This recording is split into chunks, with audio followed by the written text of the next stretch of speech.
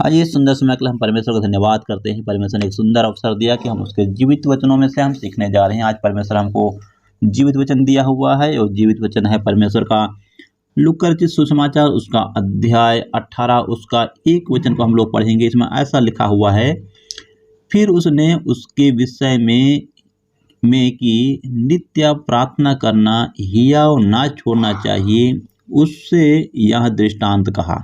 इसमें यह लिखा हुआ है, देखो, फिर उसने इसके विषय में कि नित्य प्रार्थना करना और हियाव ना छोड़ना, उससे को दृष्टांत में कहा कि आज परमेश्वर सुंदर अवसर हमको दिया हुआ है कि हमको हियाव नहीं छोड़ना है, हिम्मत नहीं हारना है। पहले हमको आशीष मिला या ना मिला, परमेश्वर के वचन में बहने रहना है, आड़े रहना है, खड़े रहना है। क्योंकि यहाँ परमेश्वर जीवित वचन बोलता है कि यदि हम ऐसे अड़े रहते हैं, खड़े रहते हैं, परमेश्वर जीवित वचन में बने रहते हैं और आखिर तक हम उसके वचन अनुसार चलते हैं, तो परमेश्वर का वचन यहाँ पर बोलता है, क्यों मैं आप लोगों का न्याय नहीं चुकाऊंगा, क्यों आपका प्रार्थना सुनाई नहीं देगी, क्यों प्रार्थना का उत्तर नहीं आएगा बोलता है। यहाँ एक दृष्टांत बोलता है कि एक अन्यायी व्यक्ति रहता है, वहाँ पे एक विधवा स्त्री रहती है उस नगर में। इनके बारे में देखो, ये अन्यायी व्यक्ति ना तो या परमेश्वर से डरने वाला है, ना तो किसी अन्य व्यक्ति से डरने वाला व्यक्ति है। फिर भी एक विधवा स्त्री उसके पास जाती है और न्याय के लिए बार बार गुहार लगाती है। फिर भी वो व्यक्ति सोचता है कि मैं तो किसी से डरता नहीं हूँ, ना परमेश्वर से डरता हूँ, ना किसी व्यक्ति से डरता हूँ।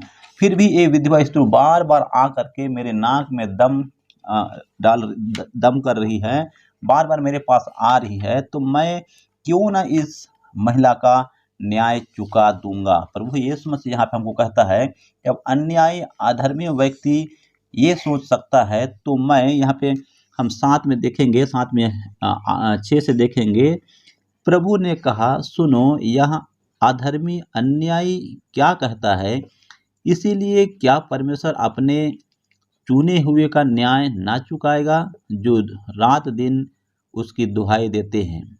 क्या वह उसके विषय में, तो जिस प्रकार अन्यायी अधर्मी व्यक्ति जब एक विधवा का न्याय चुका सकता है, तो प्रभु यीशु मसीह कहता है कि मेरे चुने हुए लोगों जब मेरे पास आएंगे तो उनका न्याय क्यों ना चुकाऊंगा, बोल करके यहाँ परमेश्वर का जीवित वचन लिखा हुआ है।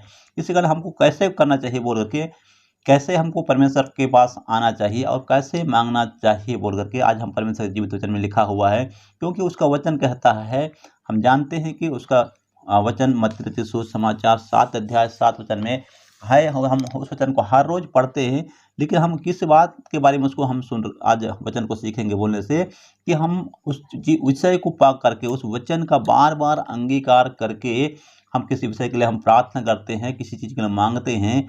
यदि बार बार हम ऐसे करते हैं, तो जिस प्रकार विधवा स्त्री का एक अन्याय व्यक्ति न्याय चुका सकता है, तो हमारा प्रभु यीशु मसीह क्यों ना चुकाएगा। इस वचन को हम सीख रहे हैं। इसी कारण आज मत्ती रचित सुसमाचार 7 अध्याय 7 वचन को एक बार हम पढ़ेंगे। उसमें लिखा हुआ है, मांगो तो तुम्हें दिया जाएगा, ढूंढो तो तुम पाओगे, खटखटाओ तो तुम्हारे लिए खोला जाएगा। हम किसी विषय के लिए हम यदि मांगते हैं, किसी विषय को लेकर के हम यदि मांगते हैं, तो हमारा परमेश्वर है उस चीज को न्याय चुकाएगा। लेकिन इस बात में हम बार बार इस विषय को देखते हैं। पहला पत्रस उसका 5 अध्याय उसका 6 वचन भी हम देखते हैं, उसमें लिखा हुआ है, उसी के अनुसार ये वचन पूरा होता है बोलने से।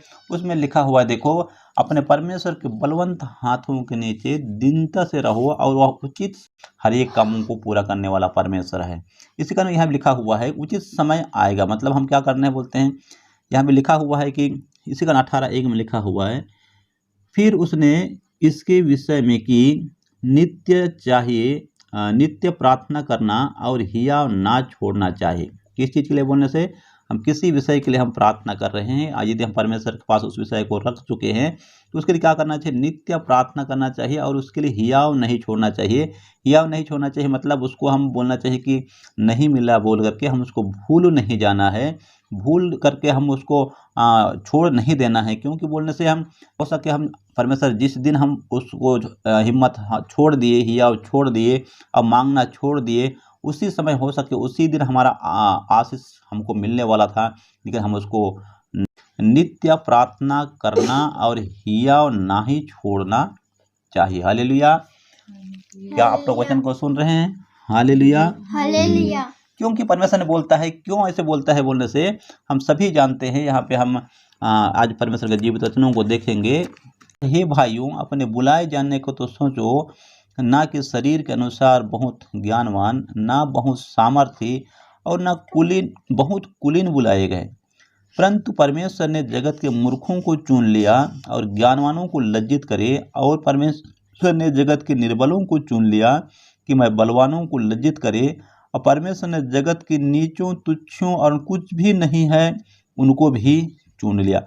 लेकिन यहाँ पे हम परमेश्वर के जीवित वचनों से देख रहे हैं, यदि हमको ये सोचते हैं कि परमेश्वर ने हमको क्यों चुना है बोल करके, क्यों चुना है बोलने से उसके पीछे एक कारण है बोलने से, क्योंकि हम पहले विश्वासी हैं, हम जानते हैं कि प्रभु यीशु मसीह में आने से पहले हमारा जीवन कैसा था। लेकिन अब देखो, हम यहाँ पे एक बात लिखा हुआ है, ना तो बहुत कुलीन बुलाए गए थे, ना हम पवित्र थे, इसी कारण परमेश्वर हमको नहीं चुना। उसका चुनने का पीछे भी एक कारण है बोलने से, हम बहुत कुलीन थे, इसी कारण हमको पवित्रताई को देखकर परमेश्वर ने नहीं चुना। इसी कारण परमेश्वर कहता है, मैं जगत के मूर्खों को और तुच्छों को चुन लिया। वो जो कुछ भी नहीं है ऐसे लोगों को चुनता करके वो ऊंचा उठाने वाला परमेश्वर होगा। देखो, हम चुन करके हमको अलग किया हुआ है, तो उसका इच्छा है कि हम जिस चीज़ के लिए प्रार्थना कर रहे हैं, जिस चीज़ के लिए हम मांग रहे हैं, जिस चीज़ के लिए यदि हम बीमार हैं, बीमारी की चंगाई के लिए प्रार्थना कर रहे हैं, यदि हम किसी दुख में तकलीफ में फंसे हुए हैं, या किसी विशेष चीज़ के लिए हम प्रार्थना कर रहे हैं, नहीं मिल रहा है, लेकिन यहोवा परमेश्वर सुनता है, लेकिन उसके लिए एक निश्चित समय लिखा हुआ है। इसी कारण यहाँ पे हम आत्मचित सुसमाचार में देख रहे हैं कि वो एक उचित समय में आता है, तो परमेश्वर ने उस चीज़ों को पूरा करता है बोलने से। क्यों है बोलने से, एक गवाही के रूप में भी ये जीवित वचन आज के बारे में आज हम लोग सुन रहे हैं कि हम किसी वचनों को लेकर के बार बार यदि अंगीकार करते हैं, तो उस अंगीकार करने के कारण यहोवा परमेश्वर आज जिस प्रकार हम बोले कि हम किसी विषय को लेकर के हम यहोवा परमेश्वर से मांगते हैं, उसको ढूंढते हैं और खटखटाते हैं, यदि हमको आज तक वो चीज़ नहीं मिला हुआ है, तो आज एक छोटा सा गवाही हम सुनेंगे। यहोवा परमेश्वर हमारे हर एक कोई की प्रार्थना को सुनता है। इसी का जैसा पत्री में कहता है कि मेरा कान इतना बहरा नहीं है कि मैं सुन नहीं सकता, मेरा हाथ इतना छोटा है कि नहीं है कि मैं आशीष नहीं दे सकता। क्योंकि मेरे जीवन के भी एक छोटा सा गवाही आप लोगों के पास आज शेयर करना चाहता हूँ। यदि आज इस वचनों को सुनेंगे, सचमुच है कि आप आशीष पाएंगे। बोलने से मैं जब शुरू परमेश्वर को जाना, प्रभु यीशु मसीह के पास आया बोलने से, तो मेरे पास एक ही वचन था बोलने से। ये वचन बोलने से मेरा पहले का वचन है, और रेमा वचन किसको बोलते हैं उसको भी हम आज समझ पाएंगे कि रेमा वचन किसको बोलते हैं, रेमा वचन कब मिलता है, रेमा वचन हमारे जीवन में कैसे टाइप का काम करता है बोलने से। इसमें एक बात को सीखेंगे बोलने से, मेरे को एक ही वचन मालूम था बोलने से, मत्ती सुसमाचार 7 अध्याय का 7 वचन। इस वचन को बार बार हम लोग सुने होंगे, बार बार हम, क्योंकि मत्ती सुसमाचार नया नियम का पहला अध्याय है और ये आशीषित वचन है। इसको बार बार हम लोग सुनते होंगे कि मांगो तो तुम्हें दिया जाएगा, ढूंढो तुम पाओगे, खटखटाओ तो तुम्हारे लिए खोला जाएगा। लेकिन ये वचनों को बार बार अंगीकार करने से क्या लाभ है, और मेरे जीवन में परमेश्वर कैसे अनुग्रह आशीष दिया बोल करके एक छोटा सा गवाही के रूप में परमेश्वर पवित्र आत्मा ने मुझे अगुवाई किया कि इस वचनों के द्वारा हमको बांटना चाहिए, ताकि जितने लोग सुने उनको यह हो सके आज तक उनको प्रार्थना का उत्तर नहीं मिला होगा, हो सके वो लोग आज तक अपने हिजाब को छोड़ दिए होंगे, तो वो लोग आशीषित पाएंगे बोल करके पवित्र आत्मा ने एक छोटा सा अगुवाई किया कि अपना गवाही को बताना चाहिए बोल करके। मेरे जीवन में एक मैं विश्वास में शुरू आया, तो बोलने से ये वचन मेरे जीवन में यहोवा परमेश्वर ने दिया कि इस मत्ती सुसमाचार 7 अध्याय का 7 वचन, मांगो तो तुम्हें दिया जाएगा, ढूंढो तो तुम पाओगे, खटखटाओ तो तुम्हारे लिए खोला जाएगा। इसी विषयों को लेकर के मैं 2-3 प्रार्थना विषय के लिए हम प्रार्थना करता था, अपने पढ़ाई के लिए प्रार्थना करता था, और मैं अपने परिवार के लिए प्रार्थना करता था, और अच्छी नौकरी के लिए मैं प्रार्थना करता था, जो विषय को प्रार्थना करा था। लेकिन ये एक बात हम लोग यहाँ पर अच्छे से सीख रहे हैं कि पहला पत्रस की पत्री उसका 5 अध्याय उसका 6 वचन में जो हम देखें कि परमेश्वर के बलवंत हाथों के नीचे दीनता से रहो, उचित समय में तुम्हें बढ़ाएगा। लेकिन प्रिय हम देखो, इसमें हम मसीह में आए हैं, उसका मतलब एक नहीं है कि एक दिन में आए तो दूसरा दिन हमको आशीष मिल जाएगा, ऐसे बात नहीं है। इसको हमको नित्य चलते रहना है, क्योंकि यहोवा परमेश्वर वचन लिखा है, बार बार हम उसके पास आते हैं तो हमारा न्याय वो एक दिन चुकाएगा, हमारा प्रार्थना को सुनाई देगा। भले आज देर है, उसके पीछे परमेश्वर बहुत बड़ी योजना होगा, उसको हमको समझने की जरूरत है।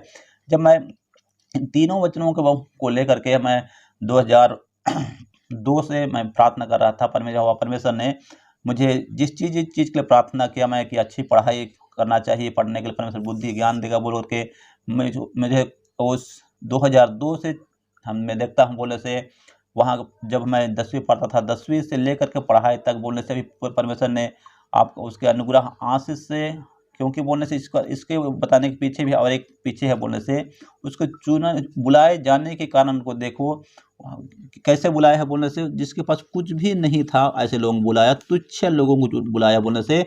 हमारे पास भी कुछ भी नहीं था बोलने से, कुछ भी बोलने से या तो पैसा की बरकत है, तो किसी भी चीज़ से नहीं, कुछ भी नहीं था, लेकिन यहोवा परमेश्वर का हम लोगों को बुलाया, हम जाने, जब जाने तब उसके अनुसार चलना किए। तो जो मेरे मन में एक वचन आया था, उस वचन के अनुसार मैं प्रार्थना करना शुरू कर दिया। तो इसमें तीन ही वचन, 2-3 विषय में प्रार्थना करता, अच्छा पढ़ाई होना चाहिए, अच्छी तरह से नौकरी मिलना चाहिए, अच्छा परिवार रहना चाहिए, अच्छा ज़िंदगी जीना है बोल के इन 3-4 बातों की मैं प्रार्थना कर रहा था। लेकिन यहोवा परमेश्वर का धन्यवाद हो कि उसने पढ़ाई के लिए भी शुरू से आखिर तक मुझे सभी विषयों को, सभी मतलब बोलने पूरा कोर्स करने के लिए, मुझे कॉलेज करने के लिए और एमए करने के लिए, एमएससी करने के लिए, जो जो मेरा योजना था, इच्छा था, हर एक चीज़ को समय में यहोवा परमेश्वर ने करने के लिए अवसर दिया। अब मैं दूसरा बात बोल रहा था कि यहोवा परमेश्वर मुझे अच्छी नौकरी मिलना चाहिए बोल के। वो अच्छी नौकरी कौन सा है बोलने से, जब परमेश्वर चाहता है वो अपने बेटा बेटी लोगों को अच्छी जगह, अच्छी पोजीशन में ही वो लेके जाता है।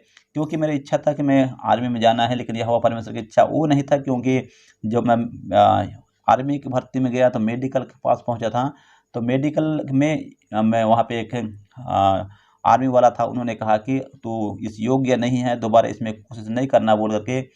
फिर भी देखो परमेश्वर की योजना कहाँ पे रहता है उसको हम नहीं जानते। वो उचित समय में अच्छी इच्छा अनुसार जिस चीज़ विषय का हम बार बार अंगीकार कर प्रार्थना करते हैं, उस चीज़ को पूरा करता है। उसी की प्रार्थना के द्वारा यहोवा परमेश्वर ने 2007 में 8 में मेरे इच्छा को पूरा किया। वैसे ही मैं जिस परिवार, अच्छे परिवार के लिए प्रार्थना करता था, यहोवा परमेश्वर ने अच्छा परिवार भी दिया। और बोलने से अच्छा ज़िंदगी, बोलने से अच्छा ज़िंदगी यह है कि यहोवा परमेश्वर को हम लोग जाने और उसकी इच्छा अनुसार जीवन व्यतीत कर रहे हैं। और उससे अच्छी बात बोलने से है कि हम यहोवा परमेश्वर को जाने ही नहीं, उसकी महिमा के लिए, उसके जीवित वचनों को बांटने वाला और उसके अनुसार जीवन व्यतीत करने के लिए हमारा परिवार को दिया। इसलिए मैं यहोवा परमेश्वर को बहुत धन्यवाद देता हूँ। इसी प्रकार यदि आप लोगों के जीवन में भी यदि ऐसा अनुग्रह आशीष है, यहोवा ने हम लोग को बुलाया है, आप जिस विषय के लिए भी प्रार्थना कर रहे हैं उसके नित्य आज हम यहोवा परमेश्वर के जीवित वचन के अनुसार देखें कि लूका रचित सुसमाचार 18 अध्याय उसका 1 वचन के अनुसार अब एक बार पढ़ेंगे उसमें।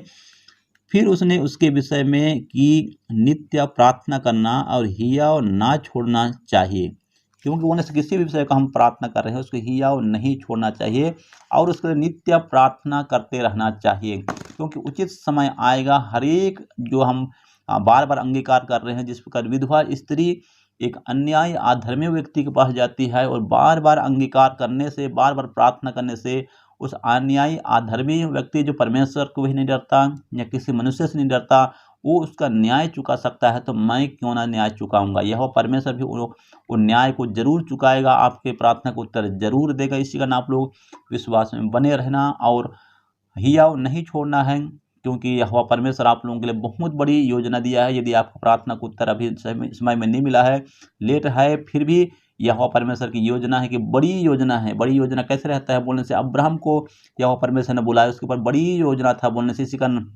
उनका जो जिस चीज़ के लिए परमेश्वर ने बुलाया था कि मैं आकाश के तारों के समान तुम्हें बच्चे को देने वाला हूँ, लेकिन फिर भी यहोवा परमेश्वर जब बुलाया तो उसके साथ 25 साल लग गया। जिस प्रकार यूसुफ को यहोवा परमेश्वर ने बुलाया कि मैं तुम्हें सब जातियों में ऊंचा करने वाला हूं, तो उसको वहां तक जब दर्शन दिया, दर्शन को पूरा होने में 14 साल लगा। तो हर एक आशीष के पीछे यहोवा परमेश्वर कुछ निश्चित समय रखा हुआ है, उस निश्चित समय में यहोवा परमेश्वर हर एक आशीष को पूरा करने वाला परमेश्वर। इसलिए सुंदर समय के लिए हम परमेश्वर का धन्यवाद करते हैं। परमेश्वर सुंदर वचन दिया, यदि हम इस वचन के अनुसार चलेंगे, उसकी इच्छा जीवन व्यतीत करेंगे, सचमुच प्यारे पिता परमेश्वर हर एक कोई प्रार्थना को सुनने वाला परमेश्वर है। जिस चीज़ के लिए बुलाया है वो इच्छा को यहोवा परमेश्वर आपके जीवन में पूरा जरूर कर हम दुआ करते हैं। परमेश्वर वचनों से आप सबों को आशीष देने के लिए धन्यवाद करते हैं प्यारे पिता परमेश्वर, सुंदर समय के लिए प्रभु, एक सुंदर समय दिया प्रभु, सुंदर गवाही दिया प्रभु, सुंदर वचन दिया आज के लिए पिता परमेश्वर, हम धन्यवाद करते हैं प्रभु। आज के अनुग्रह आशीष हो प्रभु, जितने लोग प्यारे पिता सचमुच प्रभु ये जीवित वचनों को सुनेंगे पिता परमेश्वर प्रभु, उनके जीवन में प्रभु उद्धार आने पाए प्रभु ये वचन को सुन करके सचमुच प्यारे पिता जिनके जीवन में प्रभु वो आशीष नहीं मिला है पिता परमेश्वर प्रभु, वो हियाव नहीं छोड़ने पाए प्रभु, उनके लिए सामर्थ, उनके लिए अनुग्रह, उनके लिए दया, उनके लिए प्रेम प्रभु आपका जगने के लिए हम दुआ करते हैं प्यारे पिता परमेश्वर प्रभु, उनके जीवन में उद्धार आने पाए पिता परमेश्वर, उनके हर एक चीज़ों को प्रभु तेरे पवित्र आत्मा उनसे अगुवाई करे पिता परमेश्वर, चलाए और प्रभु उनको प्रभु हियाव दे पिता परमेश्वर प्रभु, तेरे सामर्थ से भरे पिता परमेश्वर, तेरे वचन अनुसार अड़े खड़े रहने के लिए प्रभु उन्हें सामर्थ देने के लिए दुआ करता हूँ। सारी बातों का धन्यवाद पिता परमेश्वर, दिए हुए अवसर के लिए धन्यवाद पिता परमेश्वर प्रभु, और आगे के समय के लिए हम धन्यवाद के साथ ये छोटी सी दुआ तेरा प्रिय पुत्र जगत को उद्धार करता प्रभु यीशु मसीह के मीठे मधुर नाम मांगते हैं, सुनो देश पिता, आमीन।